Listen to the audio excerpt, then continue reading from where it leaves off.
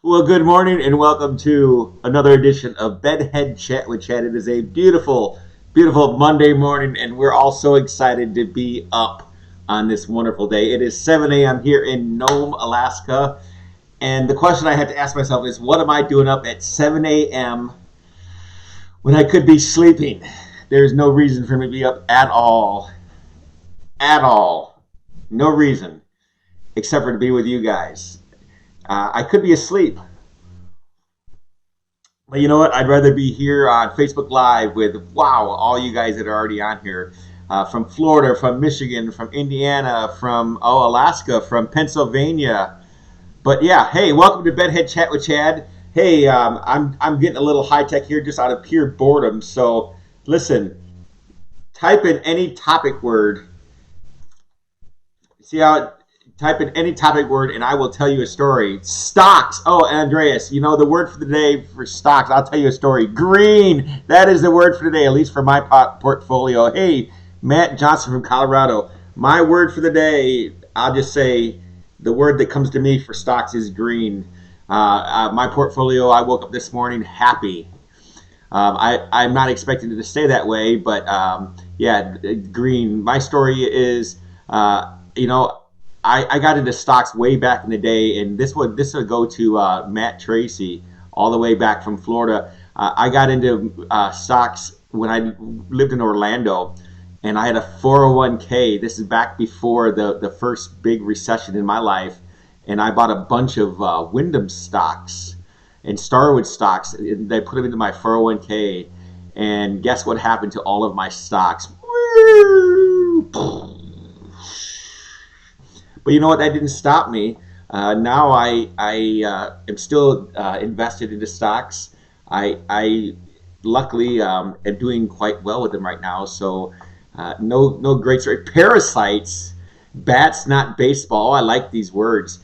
Parasites. Well, I'll tell you a parasite story. When I was a kid, and this kind of like comes right out of a movie.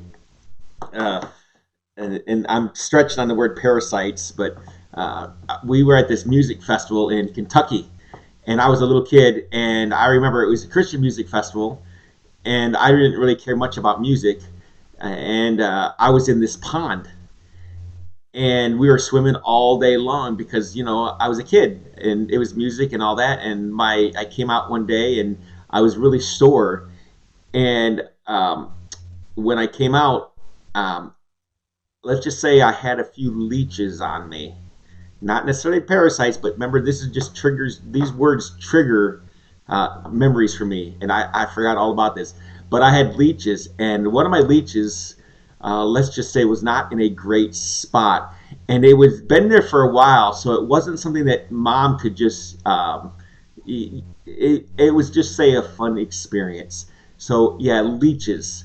I won't go much more detail on that, but yeah, that was a happy experience in my life. That thank you, Leanne. You just brought that back as a memory of having to have leeches pulled off my body at a Christian festival in Kentucky. But yeah, so I had a friend reach out to me from my childhood. He was my neighborhood friend. His name is Randy. And then, and he gave me a whole list of stories that I forgot all about. Now, one of the cool things about Bedhead Chat with Chad is my memory. I'm not saying I'm old, but we forget things. And just all these memories. Randy, he's on here right now. Pig's feet. Oh my gosh, his dad would eat pig's feet, pig ears. But he reached out to me and he just gave me a list of things. But my memory, things are just popping back at me. All these fun things that we did. And I'm looking out my window right now, and we had a blizzard last night. So all of you down there and all these places like Florida, Matt down there in Florida in the sunshine and 80 degrees. Yeah, you know what I got to say to you? I don't even want to say it on live video. But I mean, I'm watching the plows out the window plow all the snow. But we used to do stupid stuff as kids, and we had a paper route. And from the time we were probably 8 years old till probably 18, we had this paper route. It was a weekly paper route. It was called The Leader, which still happens, I think, down in Michigan. But it was one of those, it's got all the newspaper or the ads for the week and all the for the I digress. Who cares? But we would take this paper, and as we got older, my brother had a car and would drive. We weren't old enough to drive yet, and he would drive us down the roads, and we would do to every single house. So we had this system, and everybody liked to help us because the way we did it. So we'd have one person driving, which would be my brother. One person would be in the car, and he'd be folding the papers, and he'd be handing them to somebody that would be sitting in the window who would put them on the roof because this was like an AMC small station wagon, and then be one of us or two of us in the back hanging on the back with the paper bag. Now we used to have those bags that would go over you and then you'd have the paper in them, and we'd tie it onto the back of the car, and we'd be hanging on the bumper, and they'd toss them back, and then we would throw the paper, and we would hold onto the bag like we'd have it tied on, so that would be what we'd hang on to, and my brother would drive, and we'd just throw the paper. Well, my brother being 16 and us being stupid, he would like try to knock us off on all this stuff. Well, in the winter, what would happen is he'd knock us off. Well, we'd grab back on and we'd grab the bumper, which turned into this fun game of bumper jumping. So here we are getting papers, and we'd end up falling off. We'd grab on the bumper, we'd grab on the back, and we'd be sliding. Well, this bumper jumping became fun. So we're like, hey, let's go do this on purpose. So we go out in the country, and here we are. We tie this bag. This is a cloth bag made to hold papers like in bulk, and we tie this on, and we got the bumper, and we go out on this dirt road in the country, and we're going and hanging on the back while my brother's driving down this dirt road just fully covered with snow. It's an icy road, and we're just going, and we're going 30, 40, 50 miles an hour just on our, first on our feet, but it would get so fast we'd start on our butts, and then it would just naturally lift us up a little bit, and we'd kind of be skiing and just having a blast. And then we did this for about an hour, and then we come home and we go right over to Randy's house and go to his dad, and there's his dad eating pig's feet and pig's ears. And his dad's an amazing man. Country as country can get. You know, the pig's feet, if that didn't tell you anything. And he's got that southern drawl. And we walk in, and our butts are kind of sore because we've been like riding on our butts on the ice for, an hour. And we come in, and he notices that we don't have any pants left on the back side. All we have is in our butts were just these strings. We didn't even know it. And he looked at us, and he just said one thing. He looked at us, and we're telling him how much fun we had because he was a cool dad. I know if we went to our house, we'd have gotten a little more trouble, which we did. But he said, "What if you would have hit a piece of glass?" He goes, "You would have had 2 cracks." That is the last time we went bumper jumping. Yeah. So lost a pair of pants for each of us, and we never went bumper jumping like that again. But it was crazy the things we did. When I was in high school, oh my gosh, I did so many stupid things. So many stupid things. And as I've been telling these stories, I've been realizing, how did I keep friends?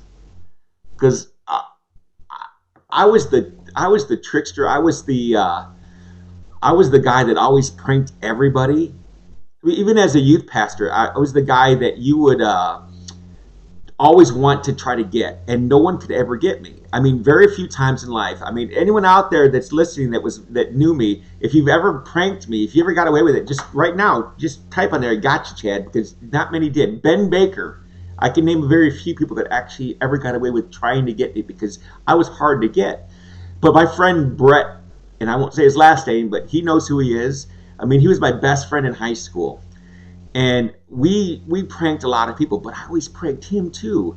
And I remember a story, oh my gosh, keep throwing words out there, hot tamales, I'll come back to that one. I remember a story when he was in high school. We were in high school. It was our senior year, and he was dating this girl. Now, remember, we were in high school. We were being young and stupid, but he was dating this girl, and I was friends with her, and he wanted to go to his cousin's pool, which they were supposedly all gone, and go skinny dipping with his girlfriend. So he goes to the pool, and I'm driving. It's my car, and so I'm in the parking lot, and they go in the pool. Well, what I do is I run and I sneak in and I grab all of his clothes and I shove them in my trunk. And then about a half hour later, I run in there and I said, the parents are coming, the parents are coming. And he runs and he grabs and she gets dressed and she gets in the car and he comes in and he's got a towel and he can't find his clothes and he jumps in and they run in and they get in and I take off. Now, it, I'm the crazy driver. I still am kind of, not so much anymore, but and they get in youth group games. Well, he gets in the car and I just peel out of there and I take off and here's Brett butt naked in my front seat of my car in just a towel. So we drive around, we get around, and then we try to sneak back, and I play it all up, and we try to sneak back and get his clothes. When we can't get back, so his clothes, he's done, he's toast. He can't get his clothes. So finally, after we drive around for quite some time, and she knows at this point because I have a way of letting her know that this is all a scam. She knows, and then we go to her house, and it's her towel. And when we drop her off, she goes, I drop her off at her house, and she says, I need my towel. So here's Brett, butt naked in my car, without a towel. And he just, why do all of my stories end up with people butt naked? I don't know. But here's Brett. He's just sitting in the front seat of my car like this. So I need to take him home now. Well, me being the guy that I am, I'm such a nice friend, I decided Brett must be hungry. So I decided to drive through the drive-thru of Hardee's. So I go through the drive-thru of Hardee's and I order food. And then I pull up into the drive-thru of Hardee's. And then as I'm in Hardee's, of course, here I am sitting in the front seat, getting my order and paying for my food. And here's Brett sitting here like this with his head turned, but naked. So, moral of the story. Never take your clothes off around Chad. Okay? Just don't do it. Don't do it. No, don't. So, sorry, Brett. I love you, man. I was young. I was dumb. I'd like to say I would never do it again, but I can't promise that. Then we went around those sleds, those round sleds. Oh, sledding. Oh, my gosh. Sleds. Oh, I got to tell a story about sleds. Okay, so when we were, man, you guys are triggering memories. So when we owned the Eclipse, so the Eclipse was a building we had in Buchanan, Michigan. It was a youth center slash club. We did concerts on the weekends, huge concerts. That's where that's how we got Jeremy Camp, Cutlass, KJ52, I mean, just all sorts of great, amazing bands. But we had people living with us, interns, Jason, Cleve, all these guys. And we did some fun stuff. I mean, we just had a blast. So in the winter, seems how we're talking snow here, we would go sledding down at the bridge. There wasn't a lot of great places to go sledding. There was a sledding hill over by, that's another story, our guy from Arizona. There was a sledding hill down by the school, but that wasn't as fun as sledding by the bridge, because the bridge, their hills are like this, because they're man-made, and they're not made to go sledding in. So we would go into sledding where literally right at the edge of the bridge. Now imagine a bridge that's, a highway bridge. And they're not made to go sledding on. They're made to be a bridge. So we would go right at the edge, so right by the highway where the steepest part, we would go sledding down that spot. Well, needless to say, you don't want to crash on that. Well, we would go sledding, not to mention sledding, we would also jump. There'd be huge drifts. We'd jump off the bridge into these giant drifts, like literally off the bridge.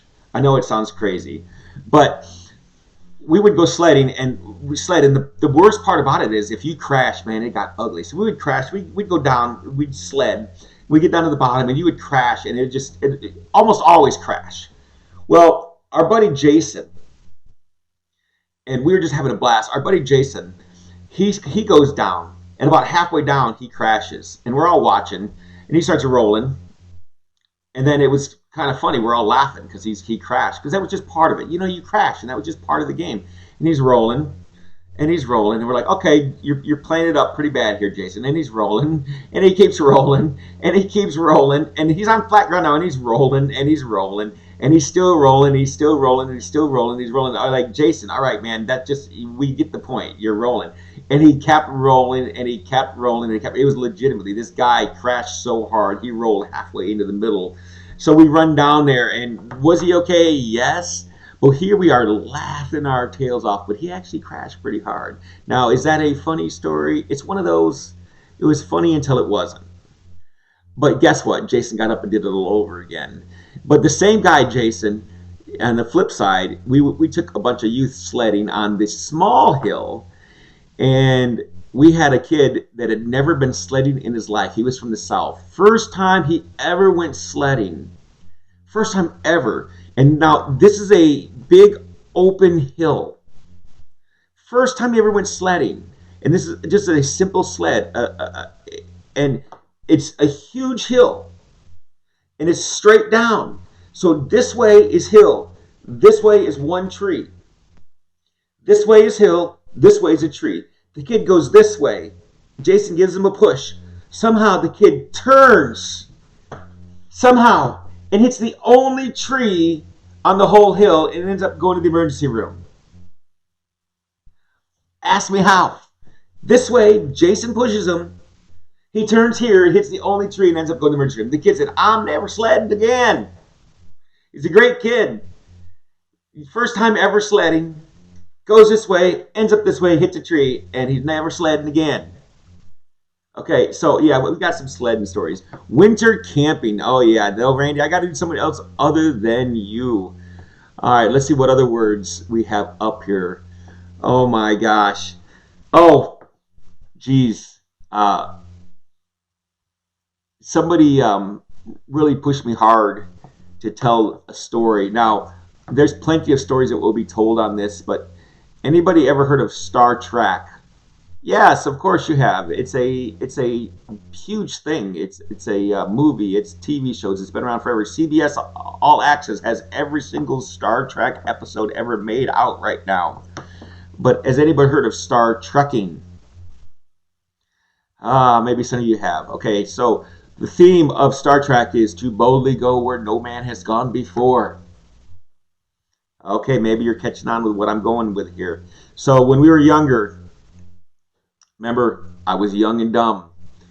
We had this game called Star Trekking, and it was to boldly go where no man has gone before. Are you doing the math with me yet here? So it was to go where no one has gone before. So we would all go places where you wouldn't normally go. And I've gone in a lot of places. So sometimes they were on purpose, sometimes they were on accident, sometimes they were without a choice. So there's one time, and this story is quite interesting, I'll just say that. So when the Batman ride first opened up at Great America, and this is Great America in Wisconsin, Illinois, Gurnee, Illinois. When it first opened up, they had the lines were like 4 hours long. You had numbers. If you got out of line, you couldn't get back in. And we had a group of people. It was a youth group, always youth group, go figure. We had youth group kids. We were in line. And I had just, to get in line, before I got in line, I drank a big 40-ounce drink. We're all waiting in line. And the line was forever. It said 2 hours, and we're 3 hours in, and we're getting close. And I had to go to the bathroom so bad. So bad, but I couldn't get out of line. So I'm thinking, what can I do? What options do I have? So I'm thinking, maybe I can just go to the bathroom in the cup. Maybe I can sneak out of line. And then I'm thinking, if I go on this ride, I'm not going to get off this ride dry. Just not going to happen. Cornerstone, I'll tell some Cornerstone stories in a minute, Lori. So I'm not going to get off this ride dry. Well, we look ahead and we see, oh, hey, we're going to go into a dark tunnel-looking area. Maybe there's some place in there. So we go. Now, my wife and my group were completely compliant in all of this. Notice I use the word compliant, not necessarily agreeing, but compliant. We go into this end up being stairwell. You go up the stairs, you turn, and you go back up. And we get in there, and I mean, I really had to go. And we get in there, and there's this flat spot in the turn. And I'm like, okay, guys, you just block. Don't let the stairs move, or don't let the crowd move. And I go into the corner, and I start to pee. And I'm telling you, you know how there's the short ones and there's the really long ones? I'm peeing and I'm peeing and I'm going and I'm going and I'm going. And as I'm going, I hear down the steps below me, oh, somebody spilled a pop. And I mean, I can't believe I did it. I did it. But the worst part about it was we get up the stairs, and at the very top of the stairs, there's infrared cameras that were right on me so people could watch me doing what I was doing. Yeah. But guess what? I did not pee my pants riding the Batman ride. So, to boldly go where no man has gone before, if you have gone somewhere worse, or I guess in that game it would be worse, somewhere better than the Batman ride, message me. So far, I think I win the star tracking game, but maybe you've got a better story. If you do, let me know. Cornerstone. Okay, Cornerstone is a festival that used to exist. It doesn't exist anymore. I think that's also in Illinois. I don't remember exactly, but yeah, it was a Christian rock festival. But when I say Christian rock, it was all the grunge, the hardcore, the stuff that wouldn't normally make it to a nice family-friendly, although it was family-friendly festival. And we used to go with our youth group or by ourselves year after year. And I'll stick with a peace story. Just, the first one I'll tell you, Cornerstone. So the last time I went with a guy named Dave. It's always Daves, but these are different Daves. This is the third Dave. So I went with a guy named Dave. Bushnell, Illinois. Thank you, Lori. I went with a guy named Dave. Totally different Dave this time. And we stayed in our van. See, I'm throwing in van camping. Thank you, Amber. We stayed in our van, and I had a van set up that was all inclusive. I mean, I set it up to be a live-in. I had a bathroom, a kitchen, everything built into it. And my bathroom was a milk jug that was cut perfectly for the nighttime use. And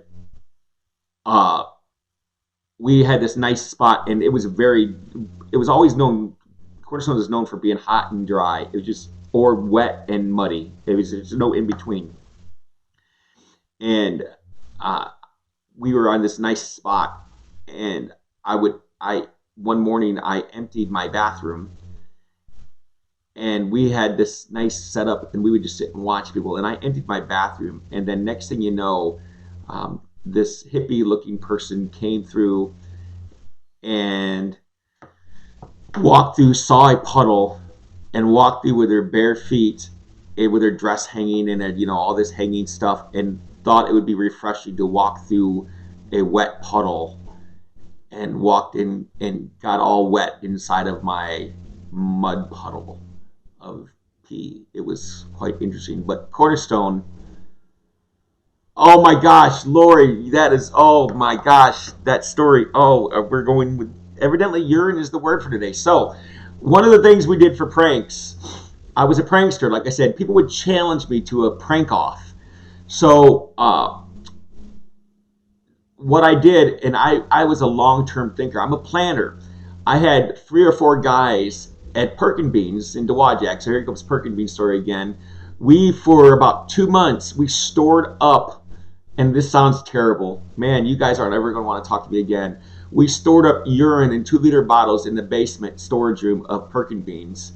And then I put it in the washer fluid of the car of the guy that challenged me to a prank off. So he had urine as washer fluid for quite some time and could never figure out what the smell or what the mess was.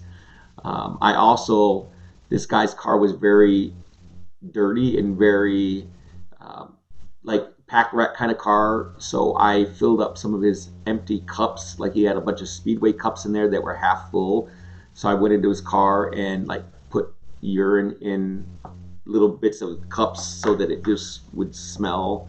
Yeah, Laura, you can't believe I did all that. Yes, you can. You know me better than that.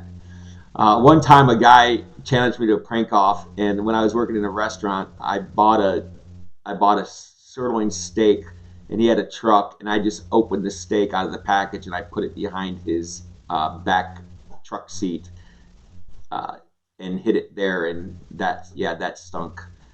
So yeah, try not to challenge me to prank off.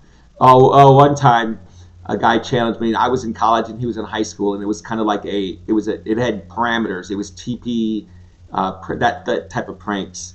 So one thing I see my sister just doing, very seldom did anybody ever able to TP my house, because I had a watchdog and its name was Sherry, my sister.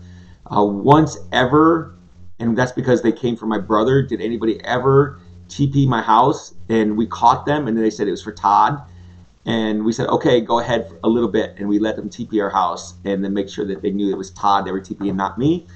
But this guy, and the rule was, if we caught you, we get to keep all your stuff. So we'd catch people, and then we get to keep all their stuff.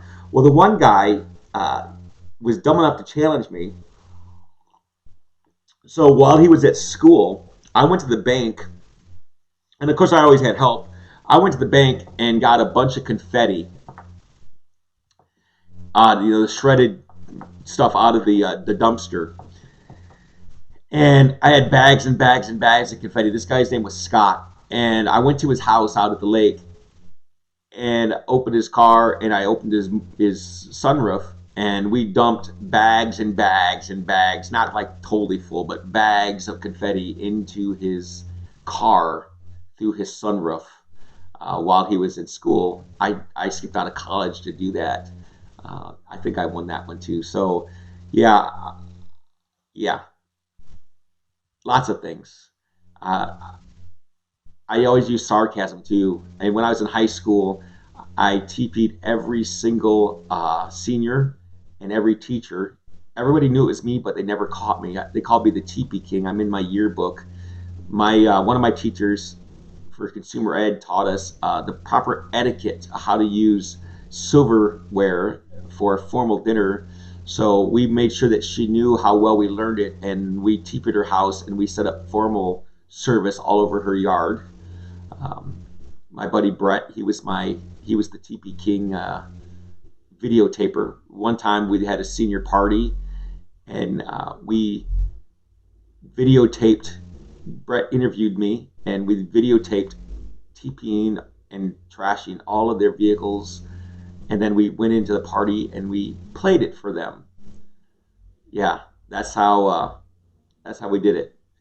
So yeah, I guess I was not always the nicest guy, but I was a nice guy because people love me for doing it, because you got had by the TP King. One guy, and I'll end my stories with this. A guy named Neil. I love him to death. He's a great friend.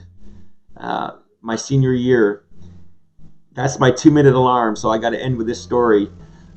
So I guess the theme this week is TP and confetti. So every weekend, my senior year, I TP'd Neil's house, even if it was just a little bit. He lived in Cass, and it got to be the point where Neil was out for me. I mean, one time we meaning Brett and I and whoever had the guts to go out there and do it with me. We came out there once, and Neil was asleep in the bush with his gun, and we TP'd around him. But yeah, we had fun. We would TP with sarcasm. We would decorate. There's one time we went to somebody's house, and we took little pieces of paper and we hung them on each piece. They had a clothesline, and each piece had a piece on the clothesline. So it wasn't just throwing a couple pieces of toilet paper in the air. It was like making sure that you knew that we cared about you, and showing that we loved you, and spending time. But yeah, so this has been a good time. I couldn't believe I did all that. Yes, I did. Marshmallows. Oh, we'll come back to marshmallows next time. So listen, throw some words at me. This has been Bedhead Chat with Chad. Next time I'll tell some stories about things that I did the nice things I did. I'm really not all that bad. I am kind of a good guy when I can be. The evil zit period is what we're talking about right now. The evil Chad, the Chad that's dead. But hey, we all have that bad Chad side, and it's okay. So this has been Bedhead Chat with Chad. Have a great day. Don't forget, even when things are tough, God is good. Even when you're stuck at home, when your hair looks bad, when you haven't brushed your teeth, I brush my teeth, but you haven't brushed your teeth, you don't have any reason to get out of bed, you don't feel like there's any need, there's any purpose, you have a purpose. Even when you're wondering if there's something to go back home to or a job to go to, you know what? Listen, there's hope. Okay, there's hope. And there's always Monday through Friday, 7 to 7:30 Alaska time, 11 to 11:30 Eastern Standard Time. Bedhead Chat with Chad. We'll see you in the morning.